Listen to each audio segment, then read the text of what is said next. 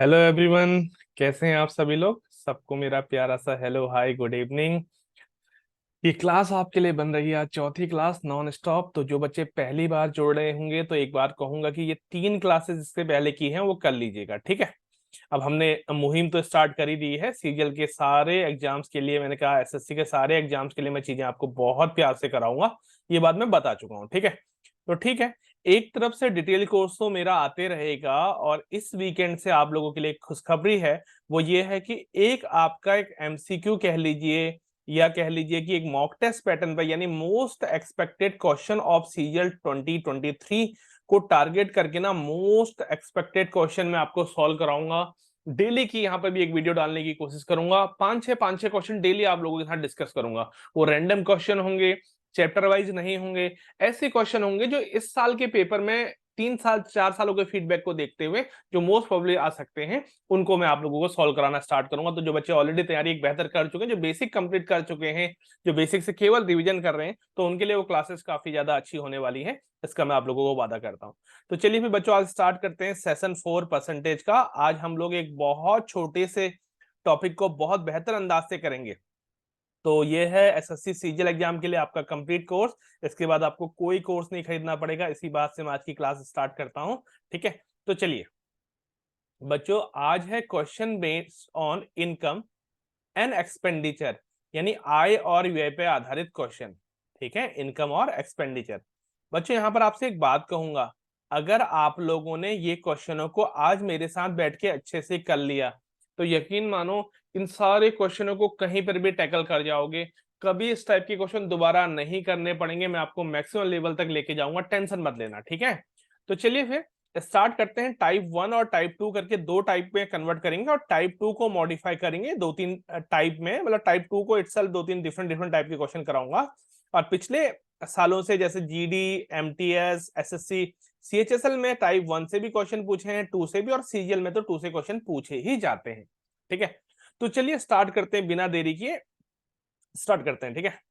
तो पहला टाइप हम लोग ये करेंगे। देखिए क्या क्वेश्चन कह रहा है, पढ़िए। इस टाइप पर एक और क्वेश्चन आपके बनते हैं, बाद में बताऊंगा कौन से। गोपाल ने अपनी आय का 30% भोजन पे खर्च किया, रिमेनिंग का 40% परिवहन पे खर्च किया।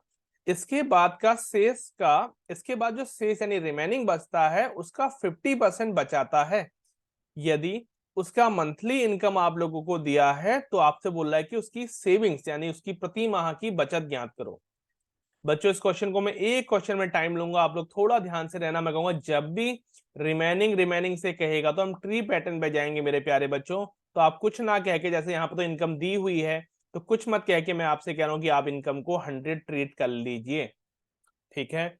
इनकम को मैंने 100 ट्रीट किया, तो आप देखिए आगे बढ़ते हैं। इनकम में से सबसे पहले 30% यानी 30% उसका किस पे जा रहा है, कहा है भोजन पे जा रहा है। तो आप कहेंगे सर 30 भोजन पे जाएगा, तो रिमेनिंग क्या बच जाएगा, 70 बचेगा। क्लियर, आराम से समझना। उसके बाद फिर से शेष का 40% आपका कहा है परिवहन यानी ट्रांसपोर्ट पे उसका जो खर्च हो रहा है, वो कितना खर्च हो रहा है, कहा है 40%। तो 70 का 10% बैक साइड से एक पॉइंट लगा के 7 आ गया, तो उसका 40% में निकालूंगा तो 7 4 या 28 आ जाएगा ये, ठीक है ना। यानी सर 70 में से 28 खर्च हो गया, तो रिमेनिंग जो मेरा बचेगा यानी 70 का 60% बचेगा, या 70 में से मैं जो ट्रांसपोर्ट पे खर्च हुआ उसको घटाऊंगा तो आपका ये भी आ जाएगा। उसके बाद कहा है वह व्यक्ति अपना जो है अब रिमेनिंग में से 50% बचाता है, यानी वो फिर से 50% खर्च करता है, यानी 50 जस्ट हाफ हो जाता है मेरे बच्चों, 21 खर्च करता है। तो रिमेनिंग 42 में से 21 घटाऊंगा तो वो भी 50% है, ये बचेंगे आपकी सेविंग।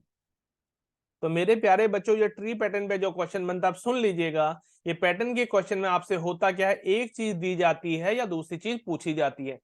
आपको कोई भी वैल्यू दे सकता है। जैसे इस बार तो इसने इनकम की बात कही है, जनरली आपको इसमें सेविंग्स की वैल्यू दी जाती है। आगे देखेंगे जनरली सेविंग्स की वैल्यू दी जाती है।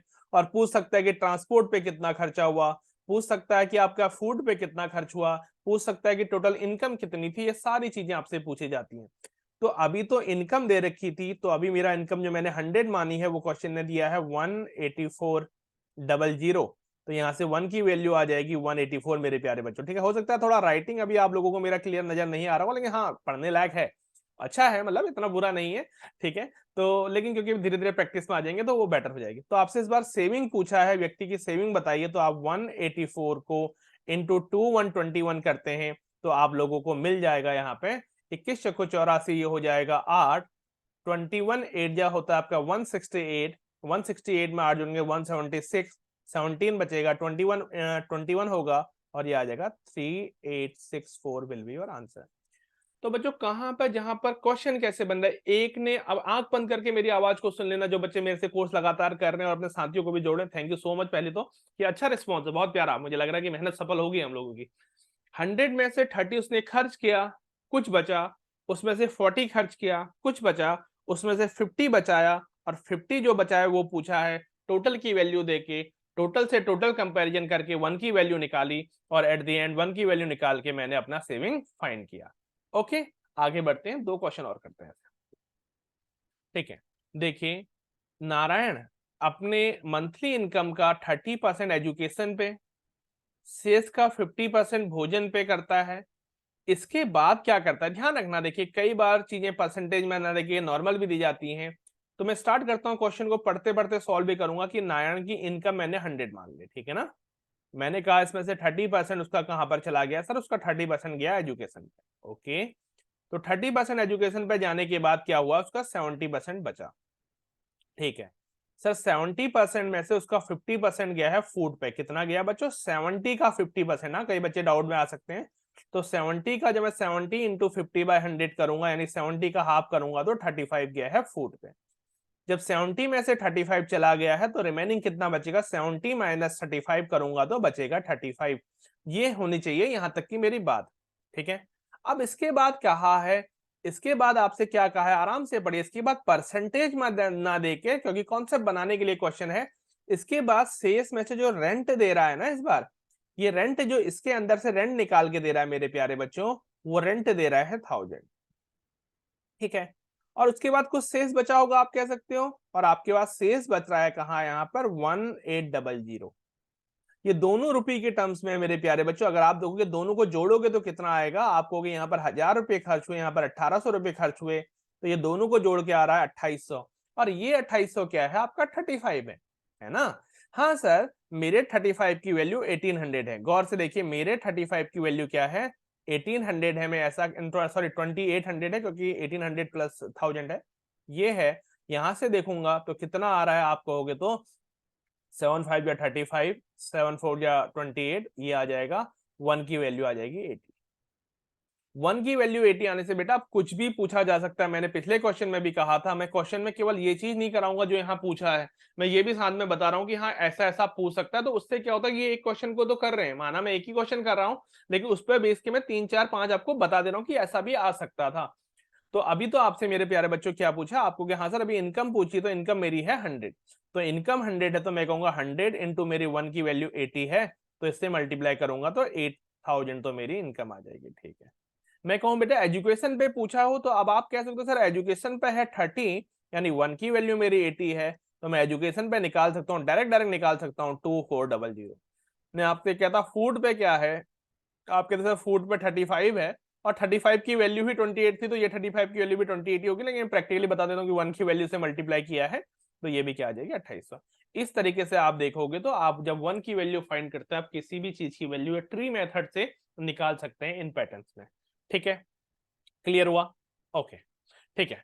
अब क्या मैं कह रहा हूं बच्चों, ये आपको मैं दे रहा हूं ऑनेस्ट वर्क में, क्योंकि ये क्वेश्चन को आप लोग कर सकते हो, जो मैंने अभी तक करा दिया है, आप इसको लिखिए ऑनेस्ट वर्क, यानी मैं होमवर्क ना कह के ऑनेस्ट वर्क कह रहा हूं।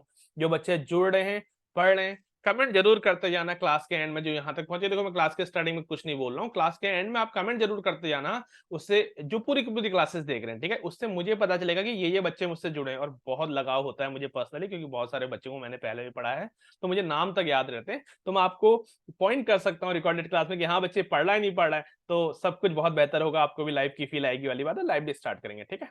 तो ऑनेस्ट वर्क में कीजिएगा और कमेंट कीजिएगा, ठीक है। टाइप 2 जानने से पहले बच्चों कुछ टर्म्स को समझते हैं। एक टर्म होता है जिसको आय कहते हैं, यानी इंग्लिश में जिसको इनकम कहते हैं, थोड़ा सा इसको समझ लेंगे तो फिर अच्छा हो जाएगा, इनकम हो जाएगी। एक को खर्च कहते हैं, खर्च, खर्च को बोलते हैं एक्सपेंडिचर कहते हैं, आप लोगों का इंग्लिश में बोलते हैं एक्सपेंडिचर, ठीक है, नोट कर लीजिएगा आप लोग एक्सपेंडिचर। राइटिंग वाकई बहुत ही खराब बन रही है आजकल, ठीक है। उसके बाद क्या है, बचत। बचत को इंग्लिश में बोलते हैं आप लोगों का सेविंग, सेविंग, ठीक है। क्या बोलते हैं आप लोगों का, सेविंग बोलते हैं, ठीक है ना। कंटेंट अच्छा मिलेगा, बस टेंशन मत लेना। तो बच्चों होता क्या है, आप, मैं कहूंगा कब खर्च कर पाते हो, जब हम कमाते हैं। कब बचा पाते हो, जब हम कमाते हैं, यानी जो हमारी इनकम होती है। तो सिंपली यहाँ पर जो इनकम बराबर आप लोग कह सकते हैं, आय बराबर कह सकते हैं खर्च प्लस बचत। यानी जब इनकम होगी तभी आप एक्सपेंडिचर कर पाएंगे, तभी सेविंग कर पाएंगे। अब मैं केवल डिनोशन यूज करके लिख रहा हूं यहाँ पर, आई बराबर ई प्लस एस, यानी एक्सपेंडिचर प्लस सेविंग। तो यहाँ पर मैं कह सकता हूँ एक्सपेंडिचर बराबर आई माइनस एस, इनकम में से सेविंग हटा लो। उसी के बाद मैं यहाँ पर कह सकता हूँ कि एस बराबर, कभी सेविंग निकालनी हो तो कह सकता हूँ इनकम में से खर्चा हटा दो, तो आपकी सेविंग आ जाएगी। तो मेरे को लगता है कि आपको ये चीजें क्लियर हो गई होंगी यहाँ पर कि इनकम का कॉन्सेप्ट क्या है। इसी कॉन्सेप्ट पे मैं आपको क्वेश्चन कराऊंगा। मैं बच्चों का सबसे आसान क्वेश्चन आपका जो यहाँ पर बनता है उसी क्वेश्चन के साथ स्टार्ट करेंगे, उसको मॉडिफाई करेंगे और चीजों को आगे लेके चलेंगे, ठीक है ना। चलिए क्वेश्चन कीजिए, क्या कह रहा है। एक व्यक्ति अपनी इनकम का 60% खर्च करता है। केवल पहली लाइन पढ़िए, मैं क्वेश्चन को यहीं पे सॉल्व कराऊंगा। अ मैन स्पेंड क्या कह रहा है आपका, 60% ऑफ हिज इनकम। तो मैं कह रहा हूं एक बच्चा है। आप सोचिए आपकी कोई इनकम है, आपकी कोई इनकम है 100, आपने 100 में से आपका जो खर्च है, वो एक्सपेंडिचर है, वो कितना है, 60 है। तो मैं कहूंगा बच्चों सेविंग क्या होगी। आपने कहा सर अभी तो आपने पढ़ाया था कि इनकम में से एक्सपेंडिचर हटा दो, यानी आय में से खर्च हटा दो, यानी 100 में से 60 घटा दो, तो मुझे मेरा खर्चा भी मिल जाएगा। और खर्चा कितना आ रहा है, 40। तो बच्चों यहाँ पर ये क्वेश्चन में रेशियो बनाने के लिए कहूंगा, तो आप कह सकते हो सर इनका जो रेशियो बन रहा है वो 5:3:2 बन रहा है। मैं थोड़ा सा पॉज करके यहाँ पे बता रहा हूँ, मैंने सबसे आसान क्वेश्चन लिखा नहीं है। इसी क्वेश्चन को ऐसे देख सकता है कि एक आदमी के इनकम और एक्सपेंडिचर का रेशियो ये है, ठीक है। इसी क्वेश्चन को ना परसेंटेज में लिख के कह सकता है कि एक आदमी के इनकम और एक्सपेंडिचर का रेशियो ये है, ऐसा कह सकता है। कह सकता है कि आदमी के एक्सपेंडिचर और सेविंग का रेशियो ये है, या कह सकता है एक व्यक्ति के इनकम और सेविंग का रेशियो ये है। और उसके बाद इसी क्वेश्चन को आगे बढ़ा सकता है, इसी क्वेश्चन को जो आगे बोला है वो सेम बोल सकता है, ठीक है।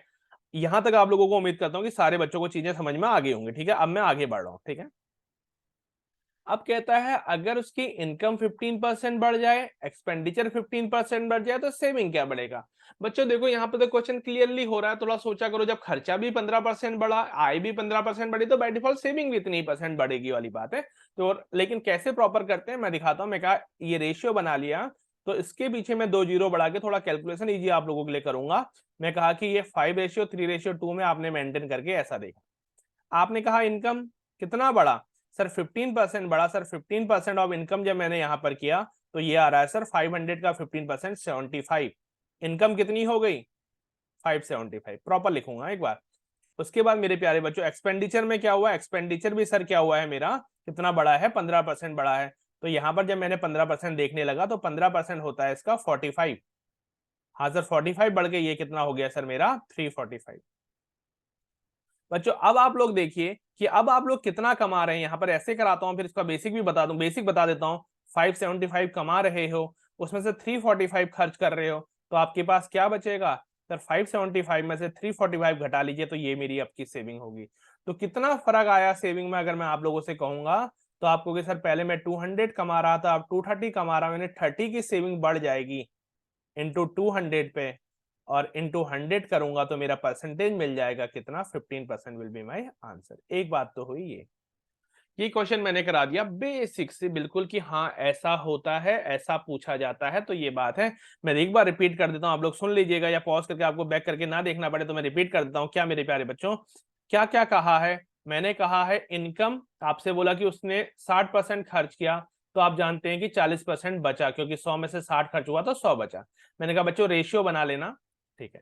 मैंने कहा कई बार क्वेश्चन रेशियो बना के ही दे सकता है, तो आपके लिए थोड़ा और आसान हो जाएगा। फिर उसके पीछे 2 जीरो पुट कर देना बराबर, क्योंकि रेशियो मेंटेन रहना चाहिए। इनकम 15% बढ़ी 75, 300 का यानी खर्चा 15% बढ़ा यानी 45। तो अब 575 में से 345 खर्च हो रहा था, यानी 230 बच रहा था। तो वही पूछा था सेविंग में कितना फर्क आया, 200 से 230 यानी 30 का चेंज आया, 200 पे इंटू 100 किया तो परसेंटेज मिल गया। ये बेसिक क्लियर है। अब थोड़ा सा आगे और आसान कर दूंगा, ठीक है। पढ़ते हैं। देखिए, a man spend 75% of his income. अब देखो, जब खर्चा उसका 75% तो फ्रैक्शन बनेगा 3/4। ये खर्चा बोला था तो यानी ये एक्सपेंडिचर है और ये क्या है, इसकी इनकम है। 3 खर्चा हो गया है 4 में से, तो 1 की बचेगी सेविंग। एक बात ये कही। नॉर्मली अगर आप लोग समझना चाहते हैं, ठीक है सर आपने तो बता दिया, तो मैं ऐसे, क्योंकि देखो खर्चा होगा, बचत होगा, उसका प्रतिशत निकलेगा तो वो हमेशा आय से निकलेगा। लिखा है 75% ऑफ हिज इनकम, यानी जो फ्रैक्शन बचेगा उसमें ऊपर वाला स्पेंड होगा, नीचे वाला इनकम होगा। इतना ध्यान रखिएगा, ऊपर वाला खर्च है तो नीचे वाला आय है। तो 100 में से 75 खर्च हो गया था, तो बचा कितना, 25 बचा। और इसको भी ऐसे करके देखोगे तो देखो 4 3 1, 3:4 आ रहा था। 3 का खर्च था 4 में से, तो 1 की होगी बचत। इतना समझ में आ गया? ठीक है। तो जैसे कि अब पिछले क्वेश्चन में मैं थोड़ा सा आपको दिखा देता हूं, अगर कंफ्यूज हो रहा है तो इस क्वेश्चन में दोबारा ना पढ़ के, अगर पिछले क्वेश्चन में हम लोग देखेंगे, आप भी कॉपी में देखिए, 60% ऑफ हिज इनकम उसने कहा खर्च किया, तो 60% का फ्रैक्शन हुआ 3/5। तो मैं कहूंगा बच्चा 3 है इसमें खर्च और 5 है इसमें इनकम। तो 3 में से 5 में से 3 खर्च हो गया, तो बचेगा क्या, 2। ये चीज हुई है। जोड़ेंगे हाँ चीजों को, टेंशन मत लो। समझ में आ रहा है? हाँ जी सर, बेसिक के साथ कराओगे तो मजा आता है। तो मैंने कहा आप कुछ मत लगा दो, आपने कहा था सबसे अच्छा था मेथड को इजी बनाने के लिए क्या कर दूं, 0 लगा दो। अभी पहले से यहाँ पर भी एक चीज मैं आपके लिए सॉर्ट करूंगा, थोड़ा सा देखना। अब क्या हुआ, अब क्वेश्चन ने कहा है कि व्यक्ति की इनकम, व्यक्ति की आय कितना बढ़ गई है, कहा है 20%। तो बच्चों कुछ मत करो, इसका 20% निकालिए। अगर आप लोग कहूंगा तो 400 का 20% आएगा 80। उसके बाद मैंने कहा खर्चा 10% बढ़ा है, इसका 10% हो जाएगा 30। अब छोड़िए, अब यहां पर एक चीज थोड़ा सा और गौर से सुनिए क्या कह रहा हूं। अब 80 आप एक्स्ट्रा कमा रहे हो, उस एक्स्ट्रा में से 30 खर्च हो गया, तो क्या बचा, क्या बचा, 50 बचा। आई बात समझ में? तो अब कितना बच रहा है फालतू, 50 बच रहा है फालतू। 100 पे कहोगे तो आपका सीधे सीधे आंसर आ जाएगा 50%। इस बात को समझना। क्या किया मैंने, पिछली बार तक मैं नई सैलरी निकाला था, नया खर्चा निकाला था, इस बार मैंने कुछ नहीं किया। मैंने देखा कि कितना फालतू कमाया, कितना फालतू खर्च किया, तो कितना फालतू बचेगा, तो वही तो निकालना था, कितना परसेंट फालतू बचेगा, ये आ गया। अगर प्रॉपर करते तो ये 400 था तो ये 480 हो जाता, ये 300 था तो ये 330 हो जाता, और 480 में से जब 330 घटाते तो 150 बचता। तो वही डिफरेंस आना था, 100 की जगह अब 150 बचा, तो 50 फालतू बचा। ठीक है। तो अगर बच्चे जो पढ़ रहे हैं समझ रहे हैं, तो मैंने बहुत क्वेश्चन में जान डाली है, और इससे ज्यादा आपसे यहाँ पे नहीं पूछा जाता है। सीजीएल में अप टू मेंस लेवल में ऐसा कुछ भी नहीं पूछा जाएगा। एक क्वेश्चन और आता है, उसको समझते हैं। ठीक है, ये रहा आपका ऑनेस्ट वर्क, ये रहा आप लोगों का ऑनेस्ट वर्क। ठीक है, उम्मीद करता हूं आप लोग कर रहे होंगे, तो कमेंट में बताइए। पढ़ो जरा क्या कह रहा है। यहां पर क्वेश्चन कह रहा है, देखो समझना क्वेश्चन को, बहुत अच्छा क्वेश्चन है, कई बार सीजीएल मेंस में पूछा गया है, प्री में पूछा गया है।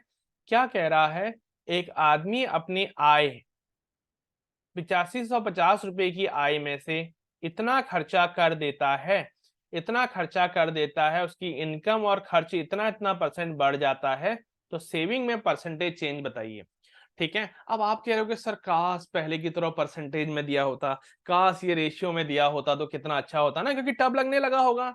क्योंकि अब तो कैलकुलेशन करना आसान नहीं रहेगा ना, जीरो जीरो लगा के कैलकुलेशन करना तो आसान है। अब आप कहोगे सर ऐसे कैसे आप लोग कहते हो फिर हम लोगों से कि ऐसे कर लेना, अगर ये क्वेश्चन नहीं कराते तो फंस जाते ना। ठीक है, तो फंस जाते, तो देखिए बच्चों ये क्या है, ये ठीक है। और 8550 में से जब मैं 5700 घटाऊंगा, तो यहां पर क्या आ जाएगा आपका 2850 आ जाएगा। ठीक है ना। अब क्वेश्चन ने तो यही कहा है, क्वेश्चन ने तो यही कहा है मेरे प्यारे बच्चों, क्या कहा है क्वेश्चन ने, क्वेश्चन ने कहा है कि उसकी आय 19%। देखो अब 19% निकालना कितना मुश्किल है, उसकी आय 13%, तो 13% निकालेंगे, फिर आप लोग चेंज देख सकते हैं। अब सुनना मेरी बात, अब क्या होगा मेरे प्यारे बच्चों, अगर क्वेश्चन का आपने पैटर्न पहचान लिया, आपने क्वेश्चन का पैटर्न पहचान लिया कि हाँ ये उस पैटर्न का क्वेश्चन है, आपके यार कैलकुलेशन ज्यादा करनी पड़ रही है, अगर यहां तक समझे, तो मैं कुछ नहीं कह रहा हूं, मैं कह रहा हूं बच्चों जब भी ऐसा क्वेश्चन मिलेगा तो इनका रेशियो देखना क्या है। ये 2850 का 1 टाइम्स है, ये 2 टाइम्स है, और ये क्या है आपका 3 टाइम्स है, तो ये फिर से 3:2:1 बन रहा है। आप क्वेश्चन को उसी रेशियो वाले पैटर्न में एग्जीक्यूट कर सकते हैं। कर सकते हैं। बन गया ना क्वेश्चन उसी तरीके से आसान, बना कि नहीं बना? हाँ सर बना। आप लोग कहो और थोड़ा मुस्कुराओ। अब इसका 19% अगर मैं निकालूंगा मेरे प्यारे बच्चों, तो इसका 19% तो हुआ 57।